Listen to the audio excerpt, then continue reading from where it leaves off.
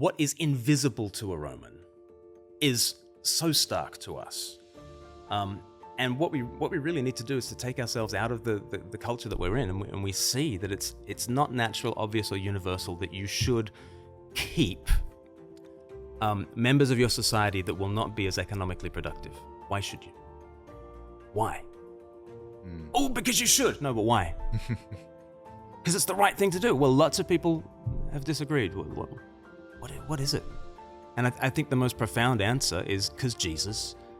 Because he is the one who descends to the rubbish dump, because he is the one who is for the little guy. He became the little guy. He died that slave's death. And you can encounter the most divine, so that there's nothing more divine than compassion.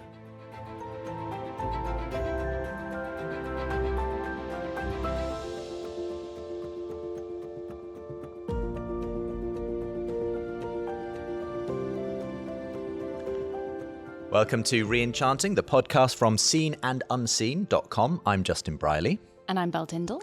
We talk to interesting people about the way in which the Christian story has shaped our world, whether a secular post-Christian culture can be re-enchanted with the wonder and mystery of that story again. So if you're listening, do please tell other people about the podcast. Do rate and review us. It helps other people to discover Re-Enchanting. If you're watching, then please do like and subscribe over on YouTube. It helps more people to encounter the programme.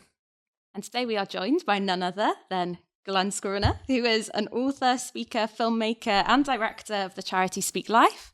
His most recent book, very conveniently right there, is The Air We Breathe, and has been widely praised as a guide to how we came to believe in freedom, kindness, progress, and equality. So it's a whistle-stop tour of 2,000 years worth of history, showing why it was the Christian Revolution that gave the West its moral instinct on compassion, equality, consent, freedom, and likewise our belief in science, progress, and enlightenment aren't the product of atheist rationalism, but they were a gift to us from our Judeo-Christian forebears. So in a sense, just as we barely notice the air we breathe, hence the title, modern people barely realise that the values and ideals they hold actually come from Christianity. At least that's Glen's argument. So why is he so keen to remind people about this today? We're going to be finding out on Re-Enchanting today as we look at re-enchanting, specifically kindness, equality, and progress, but probably a few other things too. Welcome, Glen. Thank you, Justin. Thank you, Belle. But before we get onto any of that, we always have our first question. It's always the same. I reckon our listeners would revolt if it changed. So what are you reading? What is on your bedstand right now?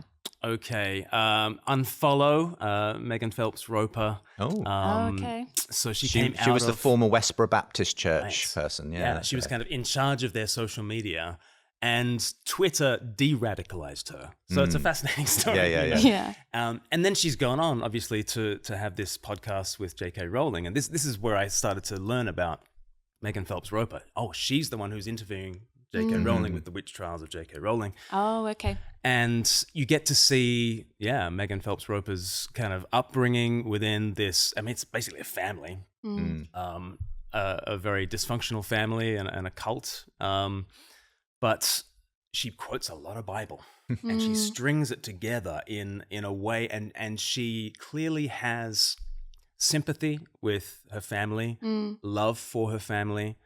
And there's not bitterness to it, but also she's sort of exposing kind of all the dysfunctionality of it and coming out of it. And it's a fascinating read. Yeah, highly recommend it. Yeah. Do you get the sense, you might have not got to the end of it yet, where she lands up on faith given her background?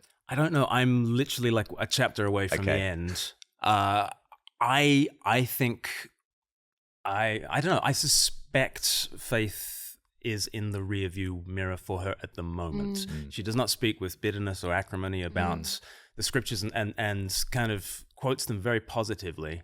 But you can understand it would be a huge deal for her to step back into a Christian world, given her past. I'd love to talk to her more about it. Yeah, absolutely. Well, let's talk about your own journey, Glen. Tell us about. You're a Christian. What was your pathway towards faith yourself? Grew up in a Christian home, going to church and that sort of thing. So I was the good kid in Sunday school, and if you stick your hand in the air and say Jesus, that you get a gold star, you know. But it is the answer to every question anyway. So yes, as I've learnt, and I've learnt that there is actually a quite sophisticated way in which Jesus is the answer to every question. But that was not where I was when I was 8 years old. And I was probably the good kid in the youth group as well. And I probably gave my life to Jesus about 1,000 times in my teenage years. Oh, you were one of those. I was one of those. I see. Yeah. every altar call, Glen was there. I was there. Right. And then it didn't seem to work.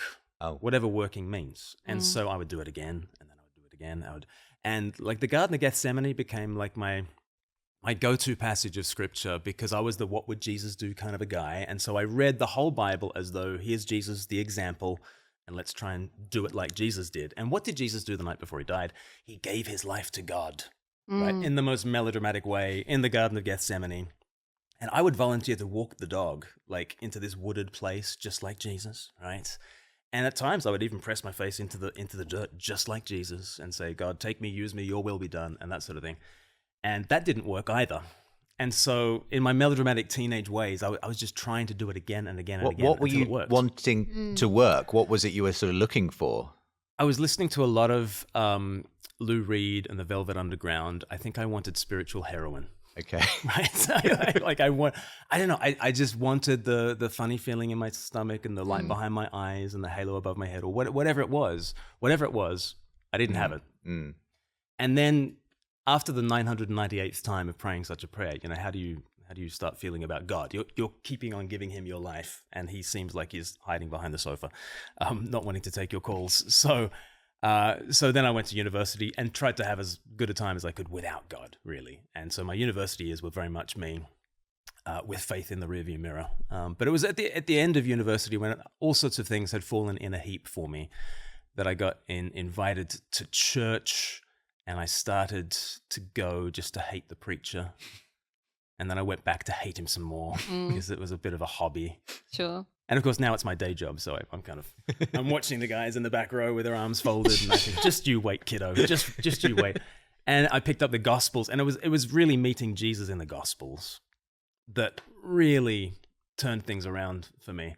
And just to bring the story full circle, the friend that invited me to church, I was talking to him about reading through the Gospels, and I'd just gotten to the Garden of Gethsemane, and I said to him, this has always haunted me because I just can't do it like Jesus. And my friend was very wise. He just said, Glenn, do you think you're Jesus?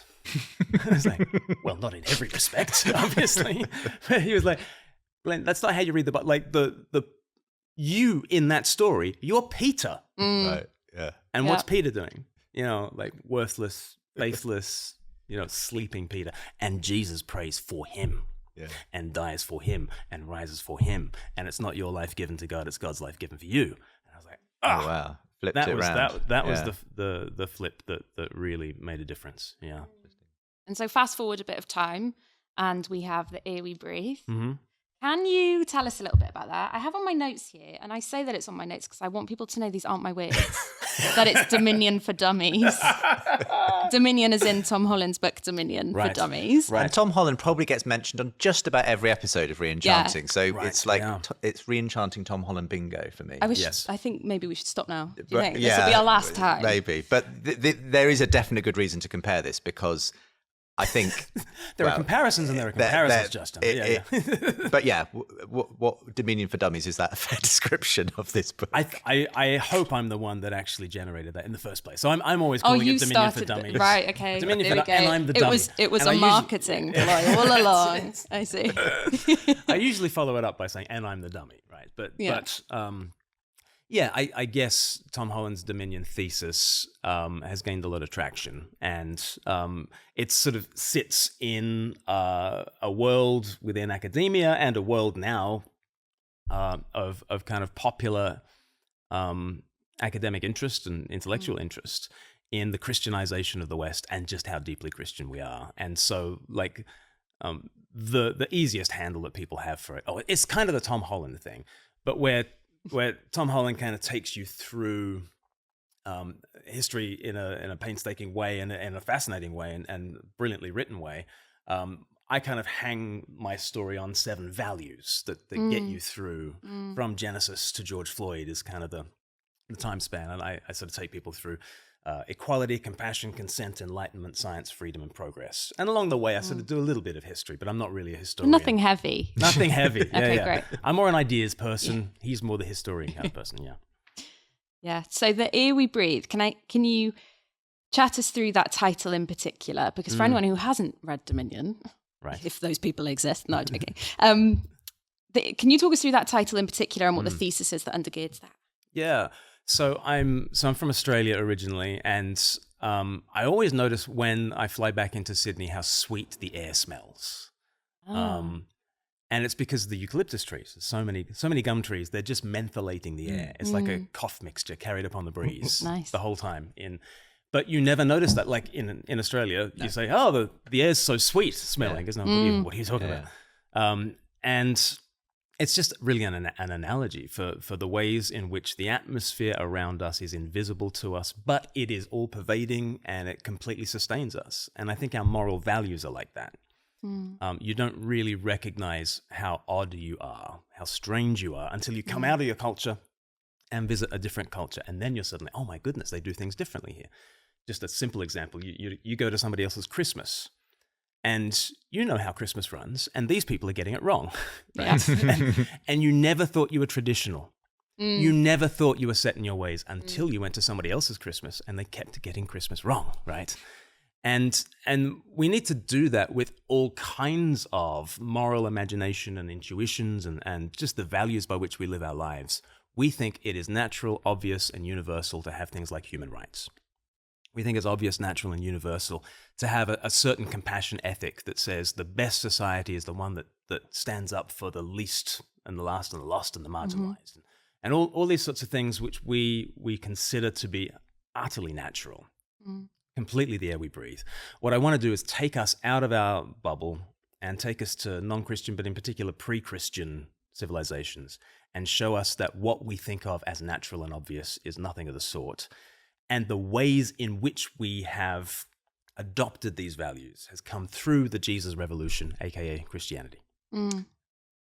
Before we leap into some of those specific areas, with Tom Holland, with your book, maybe with other people talking along these lines, do you think we're starting to see a shift in people's assumptions? Do you think we're now is it becoming clearer to people that actually the values you hold are rather unique in this time, place and culture?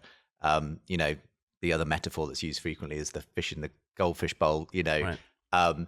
Are people starting to see the water they're swimming in and, realizing the air they breathe has a particular scent? Yeah, I think absolutely we are.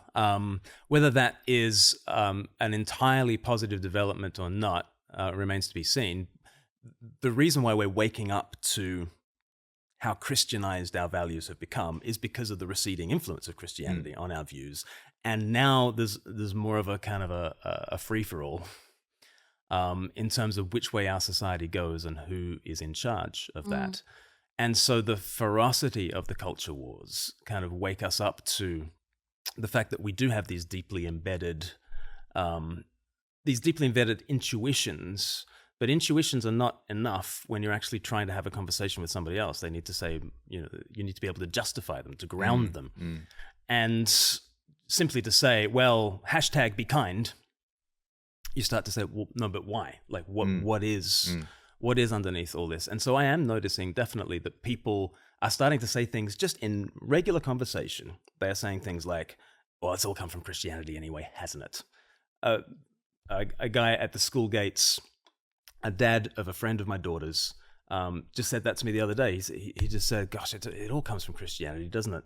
I've never really read the Bible. Where should I start? And another guy in the town where I live has just said to me, it's all biblical, isn't it? Like the Bible has built the world.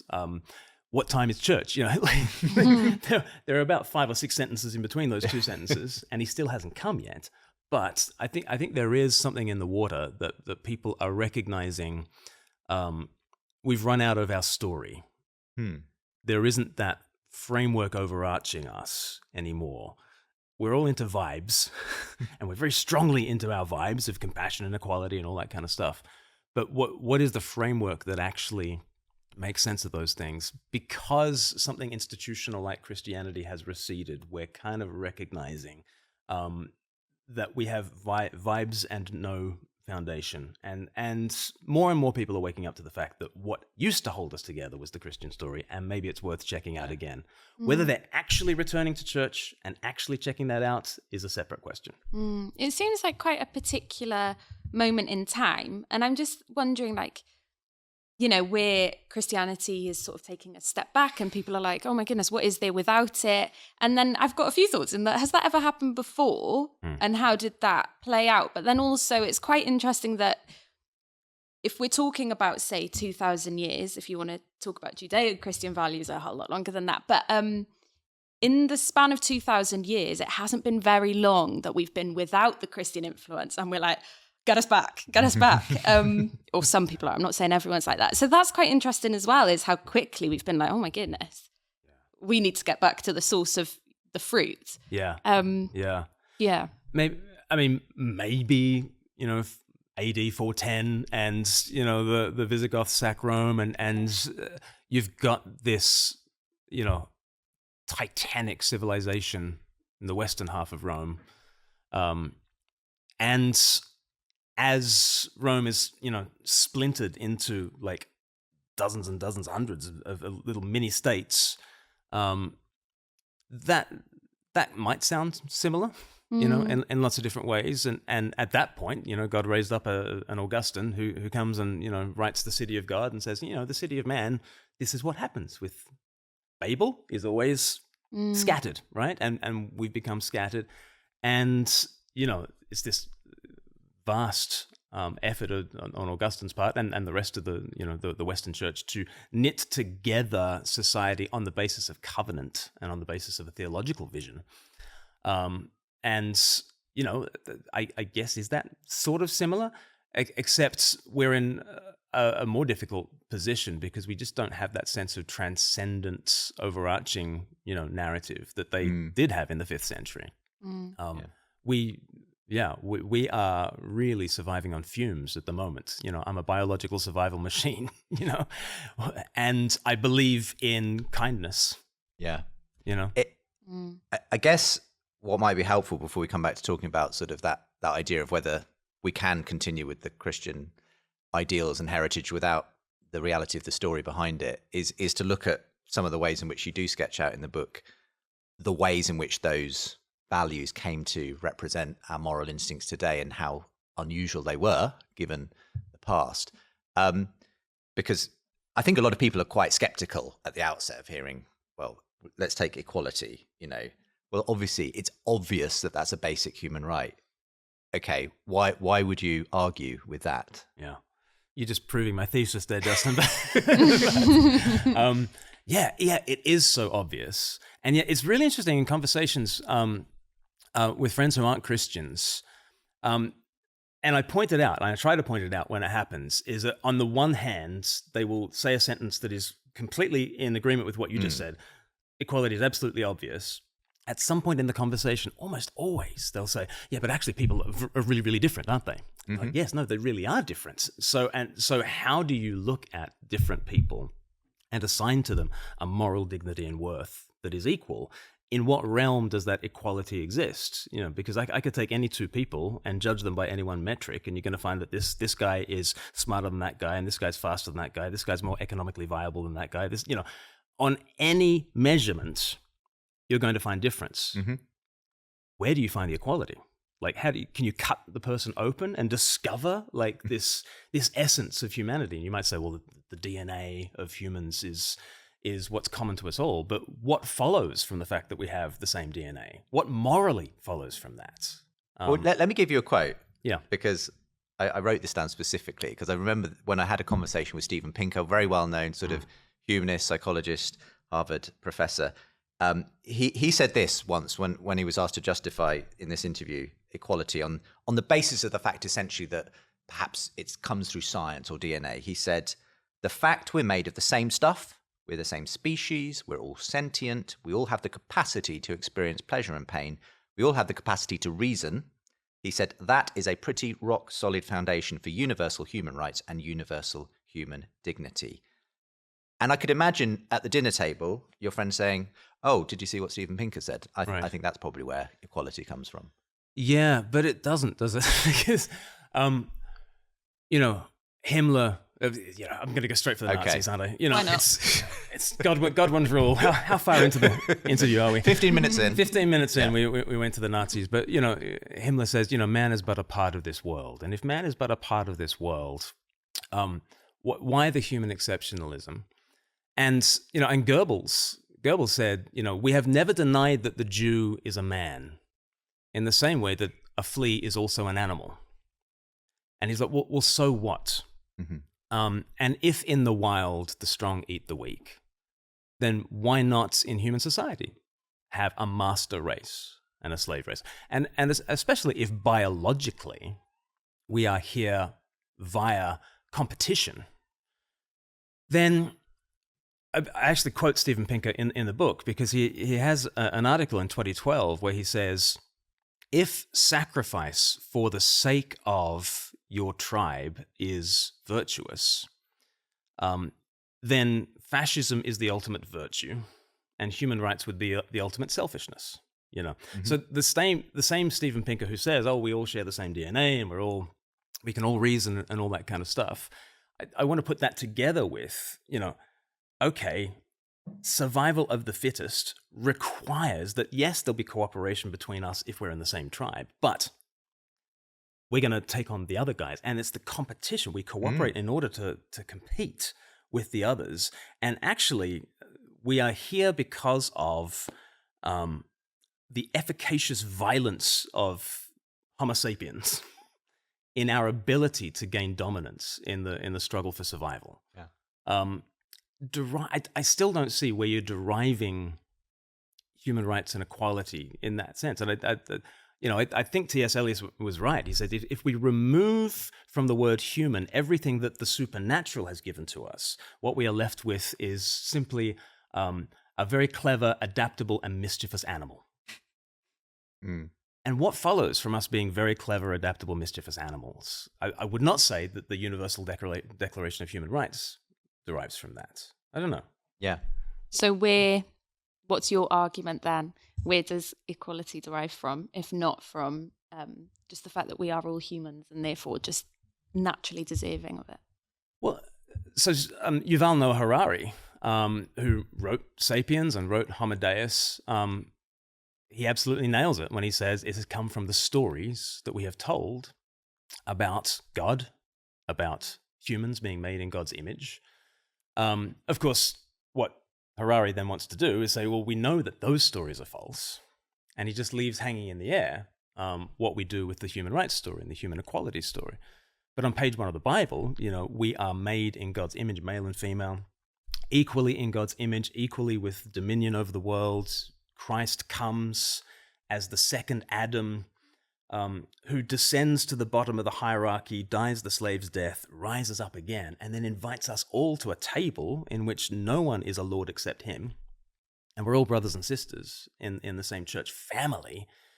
And then increasingly over history, you get the eking out of that spiritual, theological, church-based truth into more secular spheres. And this starts to be more of the way that we start to understand humans more generally. But I think apart from that story, you'll get a Yuval Noah Harari saying, that's where human rights come from. If you cut somebody open, you don't find human rights written within their genome.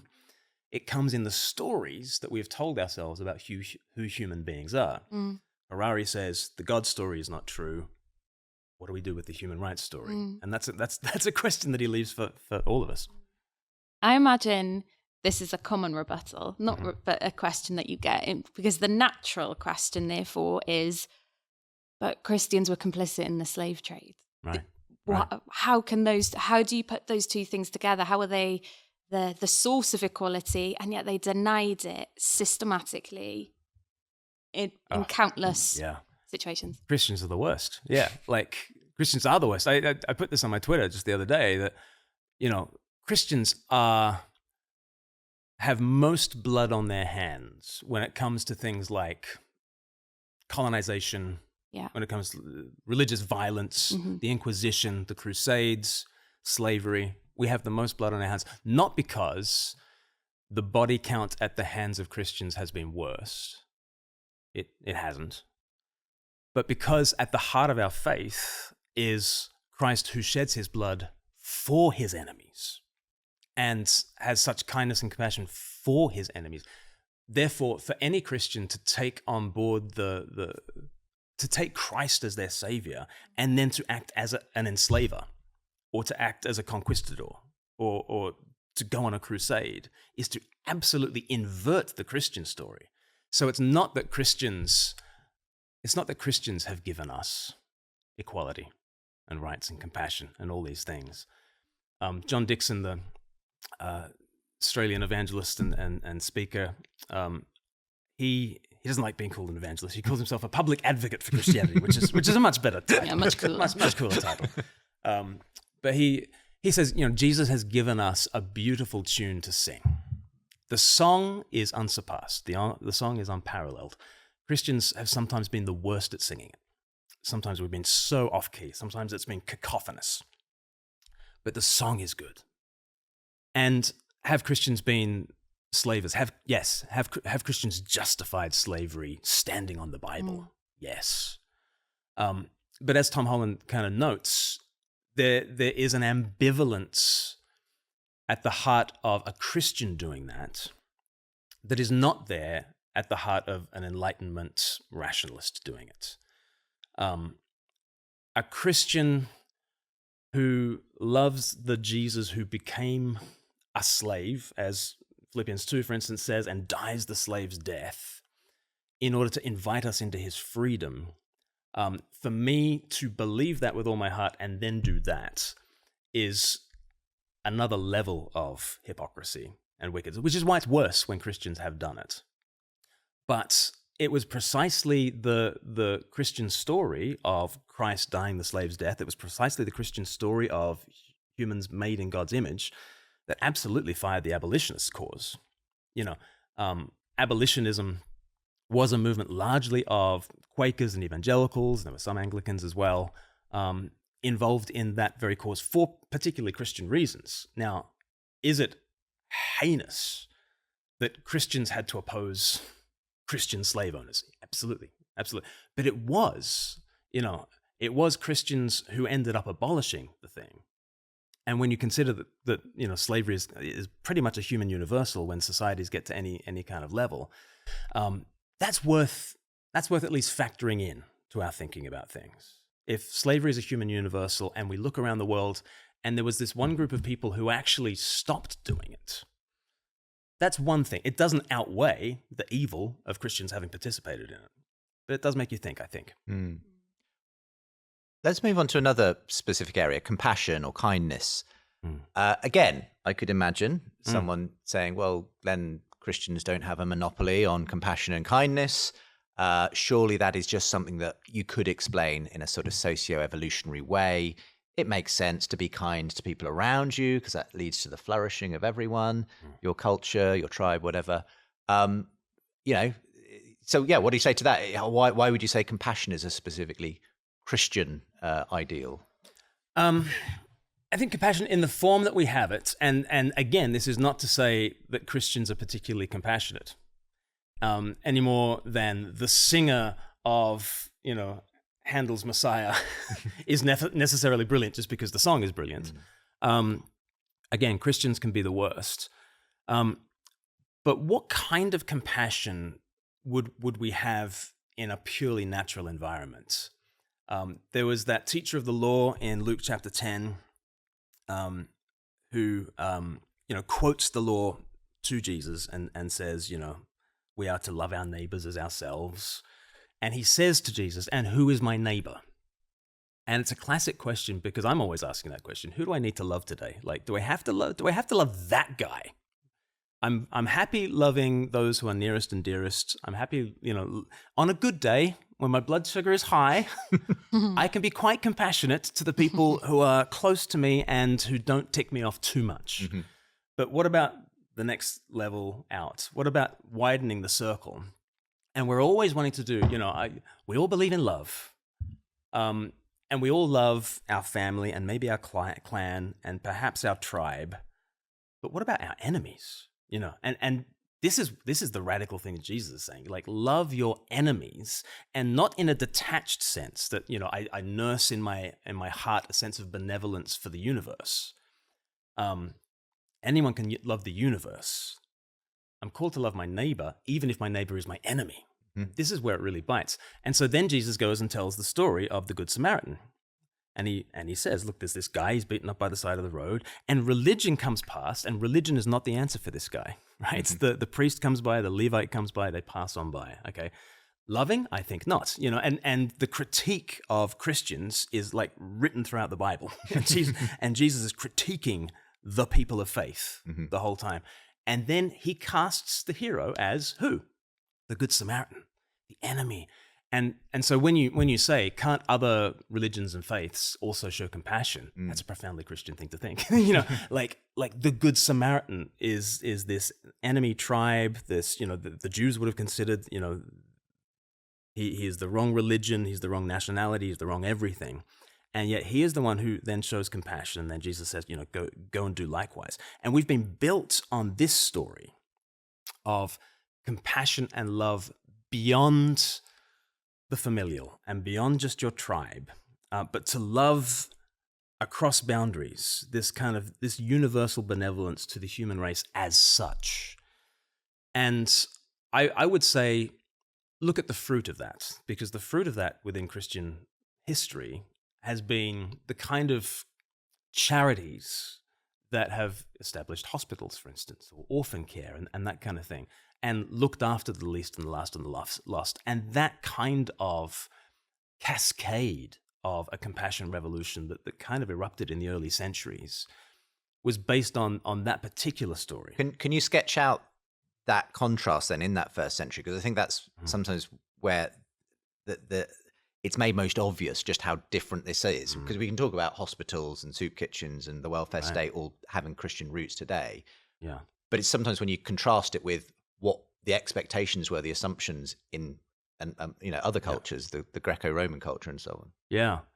Well, I mean, so it's not that Christians have a monopoly on healthcare, for instance. It was the Greeks who wrote all the manuals of healthcare and Galen's Four Humors and all that kind of stuff, and manuals of midwifery, and so the Greeks gave us great theory about that kind of stuff, and the Romans they had sort of sick bays that were for your slaves and your soldiers. When your slaves and your soldiers were no longer economically or militarily profitable for you, you'd patch them together again. Yeah. Right. Take them to the shop, get them patched up, and make them profitable again. But the idea that you would nurse the weak and the poor who could not pay for it, and that was a radical, revolutionary kind of idea. And the idea of welfare states. I mean, the early dioceses were kind of miniature welfare states with the bishop presiding over it, and the bishops were expected to be those who provided for the widow and the orphan and the outsider. Or you could think of children being exposed. I mean, that is almost a human universal among societies, that you would allow the disabled to perish upon birth. The very first manual of midwifery in the first century, one of the opening chapters is how to discern the child that is worth rearing. Right. Right. And of course we go, yikes. But the ancient people weren't going, yikes. They're going, well, we want to build an empire, right? We don't want people holding us back. And so the idea of exposing infants and that kind of infanticide. Just for those who aren't familiar with the phrase, I mean, paint for us what exposure was. Yeah. This wasn't a sort of very sanitized way of doing away with unwanted infants. In lots of different ways. I mean, some were thrown down wells, and some were drowned in rivers, and some were just left on rubbish tips, exposed to the elements, and maybe the dogs get them, or maybe people traffickers get them and put them to work in the brothels, which in Rome were, for instance, state-sponsored. And where do they get all the women from? Well, from warfare and from the exposure of infants. And so this was a common practice, and Christians utterly despised it and stood against it, and collected the children and reared them, within communities. And it was this sort of compassion ethic that looks to a rubbish dump and says, I'm going to find something of God, actually, in the least and the last and the lost, because actually, Christ died, and a lot of crucifixion sites were rubbish dumps. It's exactly what you would do with people. They were refuse. And if our God descended there is where we meet God, and Jesus says in that famous parable in Matthew 25 that, with the least and the last and the lost, whatever you do for them, you are doing for me. And Christians have taken that very seriously. That what were they looking for when they toured the rubbish dumps trying to find children? They were expressing compassion, and they were seeing God in the face of the abandoned child. And this is just a radical view of the world. And again, it's not that Christians have been brilliant at living it out. I'm not brilliant at living it out, but I think we recognize it's a beautiful song to sing. When you painted that picture, something within me absolutely, literally, physically recoiled. And I imagine that's the same for anyone listening. And what about people who are listening and think, well, I've never stepped foot in a church. Right. I do not associate with this Jesus guy or any of his teachings, yet I still recoiled at that. Are you telling me that this isn't just me being a human? Yeah, I am saying that, yeah. And the way to convince you of that would be just to put you into other atmospheres and help you to breathe different air. Because there are atmospheres in which people breathe that in and it's invisible to them, utterly invisible to them. Really almost impossible to imagine. There's like this letter that a soldier sends. He's from Alexandria, and it's written around the time of Christ, around the 1st century. And he's on the battlefield, and he's writing back to his wife, and he knows that she's pregnant. And he says, make sure to sell the cow by the spring, and deal with so and his field. I know you're pregnant. If it's a girl, expose it. If it's a boy, keep it. I'll be home by I'll be home by autumn. Much love. And it's just a bullet point in the midst of everything. And we gasp when we hear, if it's a girl, kill it. If it's a boy, keep it. We gasp at that. Nobody, and that's what's so fascinating about doing history. And this was Tom Holland's kind of journey. What is invisible to a Roman is so stark to us. And what we really need to do is to take ourselves out of the culture that we're in, and we see that it's not natural, obvious, or universal that you should keep members of your society that will not be as economically productive. Why should you? Why? Oh, because you should. No, but why? Because it's the right thing to do. Well, lots of people have disagreed. What is it? And I think the most profound answer is because Jesus. Because he is the one who descends to the rubbish dump, because he is the one who is for the little guy. He became the little guy. He died that slave's death. And you can encounter the most divine. So that there's nothing more divine than compassion. It's a supernatural thing, because what is natural is the survival of the fittest and the sacrifice of the weakest. And what do you see in Jesus? You see the fittest sacrificed for we the weakest, so that we, the weakest, might survive and thrive and pass on the compassion revolution. And when you see any aspect of compassion, I think you're starting to get in touch with something that's supernatural. And I just keep saying, well, just keep pulling at that thread, because at the other end is Jesus. So what you're saying is what you would say to someone who's doesn't consider themselves at all a Christian, or who would say, it's not even that I'm not a Christian, it's that I haven't even had any experience of it. You would say, well, the wrong thinking there, or the thinking to be challenged there, is that the ear, if I take your metaphor, because it's a good one, the ear doesn't just exist in churches. Right. It's in music, it's in film, it's in your home, it's in your school, it's in your friendship groups, it's in your university lectures. That's what you would say to them, is you don't have to walk into a church to breathe this air. No. You already are. The stories that you inhabit minute by minute and that are being pumped at you are all stories about a hero who crosses the barrier into the unknown world with a guide, and he takes on, the enemy, and he's utterly weak, and it looks like all is lost, and then somehow victory is snatched from the jaws of defeat, and he comes back to, the beginning, and he's wiser for the journey and all that. You know what that is, don't you? That is the gospel story. This is what Joseph Campbell was saying about stories, and the hero with 1,000 faces. He's saying the monomyth that we've all been raised on is a profoundly Christian thing, because the church has been in charge of the culture for, we've got 1,000 years of crucifixions, in the National Art Gallery that are just, this is what we've been meditating on as a society. And it has shaped all the stories, it has shaped all the moral values, that shaped all your beliefs around child rearing, around education. It's shaped all of that, so that even if you're not at the source of things in church, hearing the Jesus story, that story just pervades everything. What about progress? Because again, I'm going to put my secular atheist hat on. So I've been doing that a lot lately. Yes, Justin. In the absence of an atheist in this conversation, I'll at least pretend to try and be one. But again, some of my atheist friends, in fact, I had a conversation just a couple of days ago with someone, an atheist YouTuber, on this. And on progress, he said, well, as far as I can see, we've made the most progress since Christianity's kind of been losing its grip. Okay, we've really progressed in terms of our moral values and the way we, treat people equally in culture.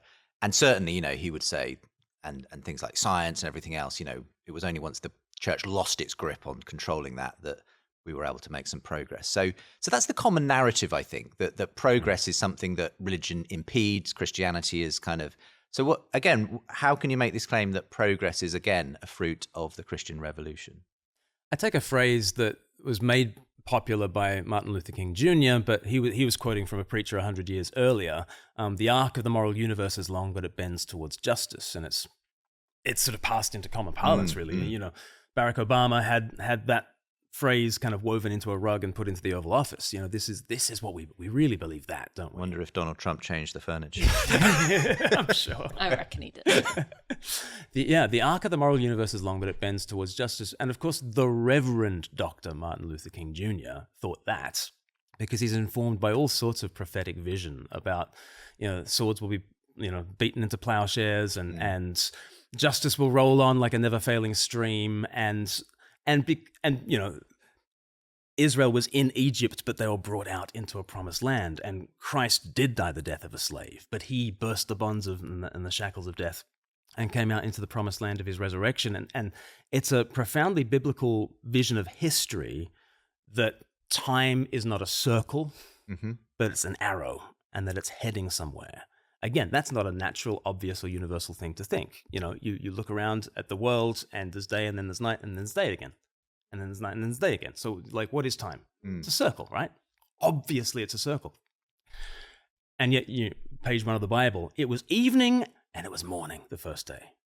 And, okay, so the Bible is framing, we go from darkness and into light. The Bible on page 1, and we start with simple things, and we end with everything being very good, and God rests, and there's a seventh day, and there's completion. And from chapter 1 of the Bible, you've got this profoundly different vision for history.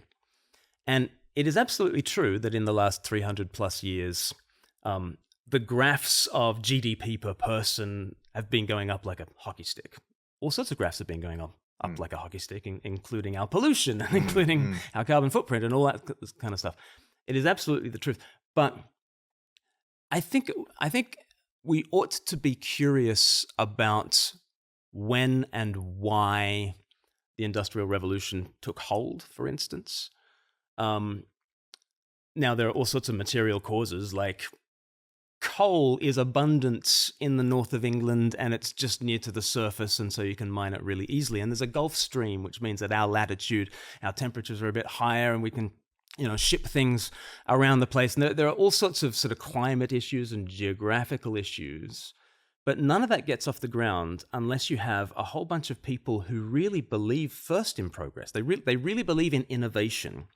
They really believe in reforming the evils of the past and actually saying, I don't care what so-and-so said 100 years ago.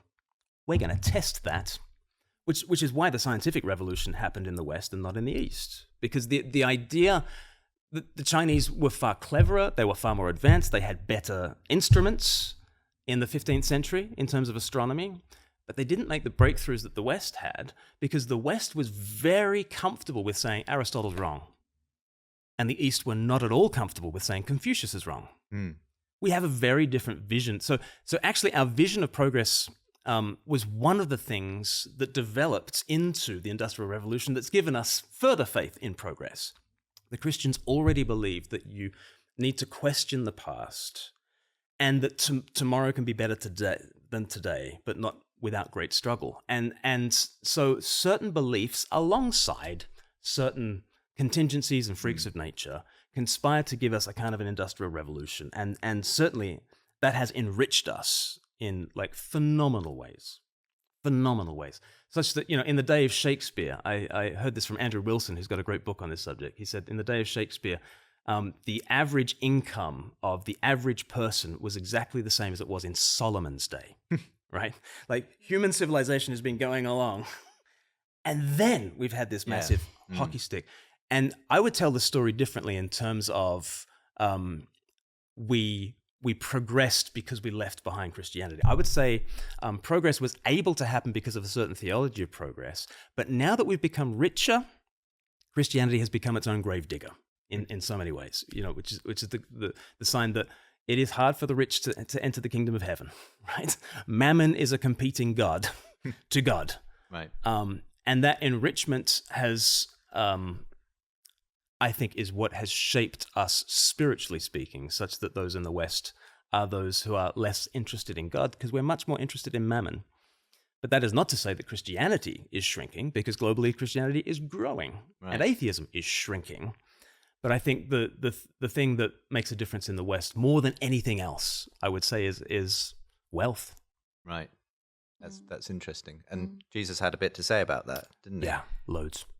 I mean, Pinker, you mentioned, because again, just on this progress thing, he's well known for books like Better Angels of Our Nature and Enlightenment Now, basically saying it's a bit of a myth that everything's worse. That's just kind of what the newspapers are telling us. Actually, if you look at all the graphs, the hockey sticks, life expectancy, peace, so on, mortality, they're all going in a massively different direction. Right. And he basically says, hence his most recent book on it, Enlightenment Now, it's about science, reason, basically taking over from religion, which basically held people back.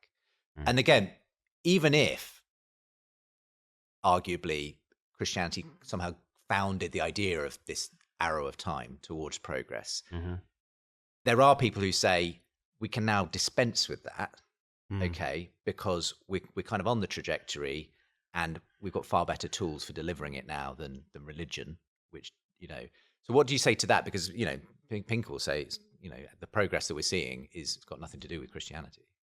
Interestingly, in those books, he quotes from the Bible, and he quotes the arc of the moral universe is long and it bends towards justice. And then he says, when Martin Luther King said that, or, when that was first said in the 19th century, we didn't have the scientific tools to test that thesis. Now we do. And so I'm just bringing empirical analysis to the belief that Christians had without evidence. And then he starts quoting things like, we are beating our swords into plowshares, just as the ancient prophets said, and he talks about, the reduction in violence. And so there's a sense in which I think Christians can just embrace a lot of what Steven Pinker says and kind of say, yes, isn't it interesting that on many metrics, things are getting better? Isn't that interesting? Because there were predictions about that written thousands of years ago, and they seem to be coming to pass.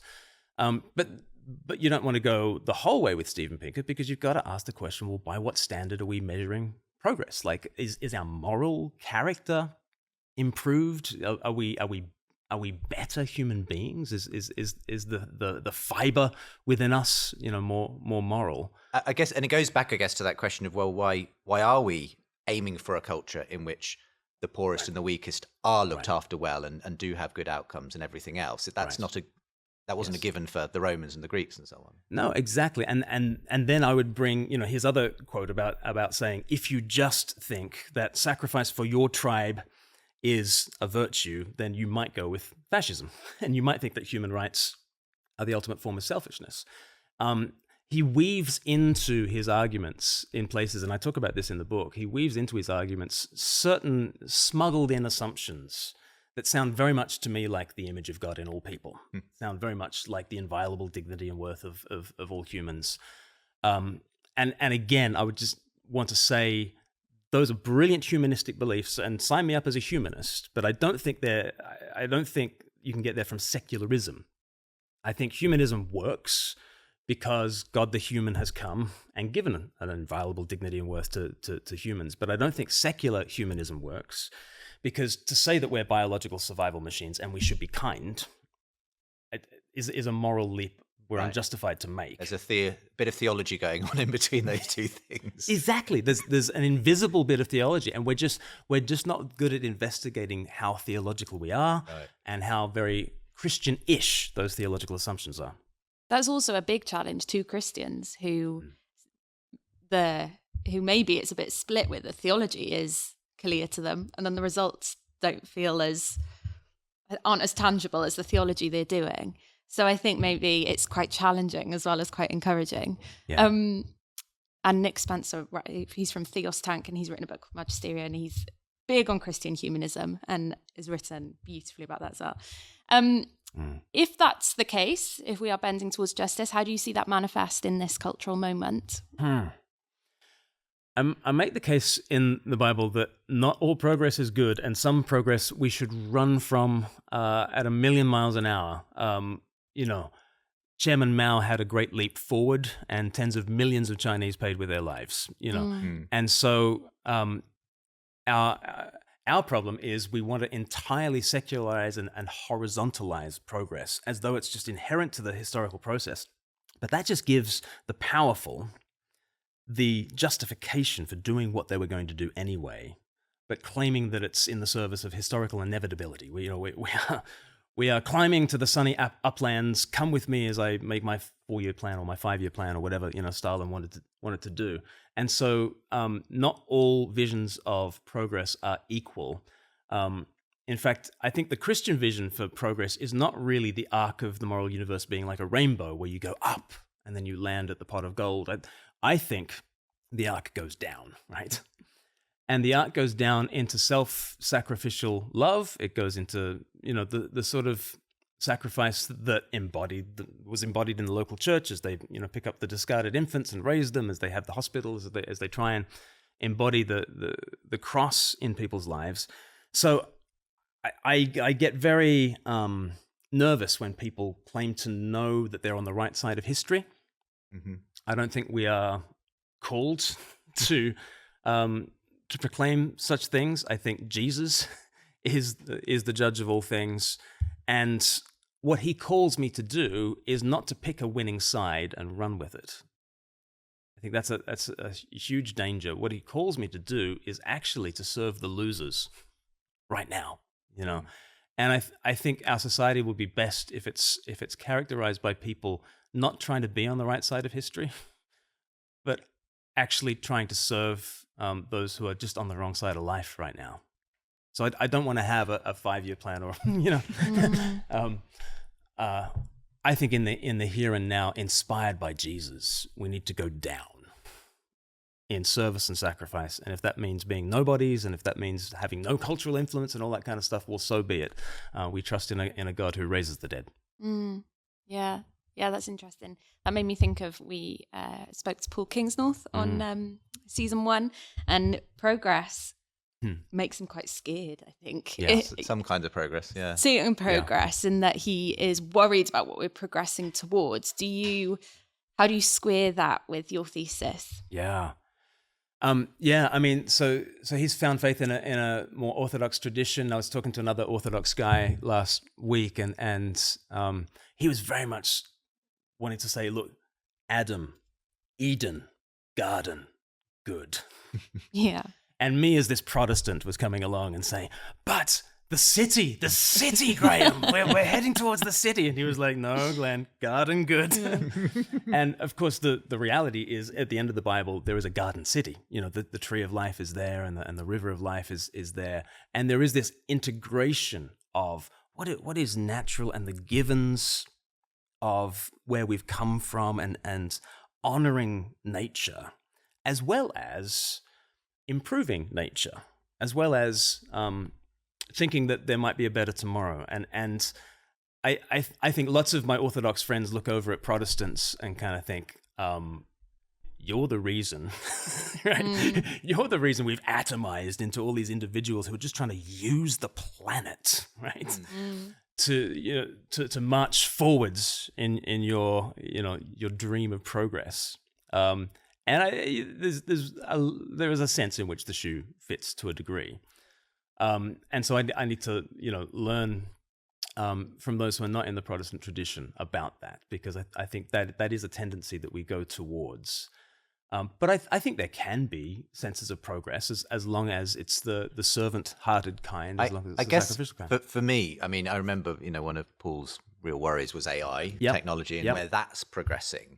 And it makes me think that in the West, by and large, the conversations we're having around that at the moment are probably, yes, informed by our Christian heritage, because it's questions around, well, what does this mean? Should we put the brakes on? Is this good for humans or not, and for our culture? Those moral qualms may not be the same in other places where they have the same technology. In fact, they might be ahead of us, in China and places. So it's this question of technological progress, just going down that road, but what kind of moral vision we have to harness that, and whether it's the right one. Yeah. Well, it's the Jeff Goldblum thing in Jurassic Park. The scientists thought that just because they could do it, they should do it. And Classic line. But we've been here before in terms of, wind back the clock 100 or so years, and you've got the scientific racists who were trying to give a vision for society that absolutely, eliminated certain races from their vision. You have the Nazis again, who were into eugenics and those sorts of visions, and the technology was there for them to pursue a certain moral vision. And so you cannot divorce the technological from the moral. And the fact that China might want to do certain things with certain new technologies should be pause for thought, in terms of like, what is the ideology, what is the ethic, what is the theology that is driving so many of these things. But I think Christianity has some profound answers to the questions that are being thrown up by AI. I think our very concept of the person and what is a person is something that was really developed in Trinitarian theology, in those bad old medieval times. The Dark Ages gave us our doctrine of persons and of human rights and of that concept of and I think Christianity gives us a profound sense of what is consciousness, and has profound contributions to that side of things, and what is a flourishing society, and all this kind of thing. So it's not that we should be simply Luddites and scared of the new. We're not scared of the new, but we do want to bring to bear a moral vision. And I think the moral vision that Jesus has cast for us, it certainly is the moral vision that's built our world to this point. And even if you're not a Christian, I think you'd be wise to figure out what the Bible is saying about these things. Does it? When you think about the future, the quite near future actually, even the present, does it make you quite nervous or quite hopeful in that we're being forced to ask these questions?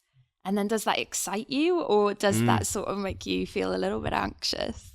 I think everybody gets nervous. I mean, the guys who did the Social Dilemma documentary for Netflix have just done the AI dilemma, as a presentation on YouTube. And one of the stats they give there is that 50% of those working in AI think there's a 10% chance of an extinction level event being ushered in by AI.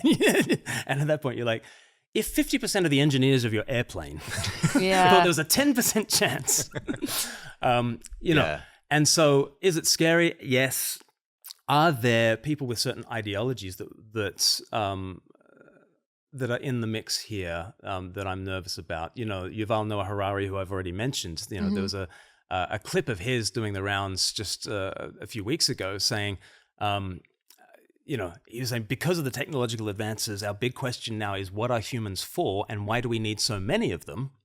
And when someone pushed back and said, what is your answer to that? And he said, well, my best answer is that we keep them docile through computer games and drugs. And you're like, okay, am I nervous about that? Fascinatingly, Harari said that in the same TED Talk, where he said human rights are as much of a myth and a story as God and heaven is, right? And so I think there is a certain ideology and a certain theology that is incredibly dystopian from my way of seeing things. But is there a possibility for Christians to bring some real intellectual heft to the question of what is a person, what is a human, what are we for, why are there so many of us, and what is the meaningful life? I think we have an opportunity as well. I wonder, as we just start to close things out, I think the book and the way you put things does a great job of potentially persuading someone who may have no particular interest in faith or Christianity that they are a product of a Christian society, and that you can't sort of ignore that. It still leaves the question why that person would then want to become a Christian necessarily. Now, you're an evangelist, or should I put it, public advocate for following Jesus. I suppose that's the real question. What difference does this make ultimately? We can tell people, hey, look at what produced you, but does it? I mean, what actual difference on the ground does it make? I think we're very used to, in evangelism, talking about the Jesus-shaped hole in somebody. You know, an individual has a Jesus-shaped hole at the heart of their life, and it won't be filled by sex, money, power, and it needs Jesus. Essentially, what I'm doing here is just saying there's a Jesus-shaped hole in culture, in society. And it really had the impression of the Jesus revolution on our culture is very Jesus-shaped. You know, we do believe in the Good Samaritan still. We still believe in freedom and progress and consent and enlightenment and these things. And so what I really just want to do is to explore people's moral intuitions and pull at the threads and see. I have a conviction that what is at the other end of that is either nothing or it's Jesus, right? Like it's either a vibe, right? Or there's something substantial, and that something substantial is Jesus. And so like a really obvious or practical thing is, you know, my neighbor, he was on Facebook and he just showed me this video of a kid who was profoundly disabled, who was he was like the basketball team kind of looked after the uniforms all season in this high school basketball team, and he was brought on the final game. And he was set up for the final shot, you know, and he missed the first shot, but that's okay. The opposition is even giving him the ball, and he shoots again, and he misses, shoots again. When he scores, oh my goodness, the whole place roof just erupts. And we both had, you know, this real spine-tingling moment of watching pure compassion, right? This pure moment of lifting up the lowly. And, you know, he's genuinely lifted up on their shoulders, and it's the victory of the one who is down and out. And we just got into a great conversation about why do we love that? Why do we love that story? And then I was just able to say, look, for me, I think that's an echo of the Jesus story. You know, he is the one who is absolutely down and out and rose again for all the down and outs. And at the heart of Christian faith is that God is one who sacrifices. God is one who stoops and serves and suffers and bleeds and dies. You know, that's the kind of God I can believe in. What do you reckon? And he was like, yeah, I've never thought about it like that. And man, we're thinking about baptizing him, you know, like in the autumn. He's been coming to church for the last 6 months. There's all sorts of transformation happening in his whole family. And the way in was just excavating that crater called compassion and saying, this looks remarkably like Jesus, don't you think? And him saying, yeah. And then him meeting the one who is compassion on legs. Wow. Well, thank you for being our, I'm going to quote you back here, clever, adaptable and mischievous animal for today's interview, aka a human. And so much more. So much more than that. Oh, it's been so interesting, so great. And really, what I loved is it's real instinct we're partnered with so much intellect and history. And there's such a myth that those two things just don't go together. So I love that this conversation has encapsulated all of those things. And it isn't Pound Shop Tom Holland. It's very good in its own right. The Air We Breathe. It's little by Glen Maybe Scrivener. Aldi. So we'll leave a link to that with today's show. But thank you so much for being our guest today. Pleasure. Thanks for having me.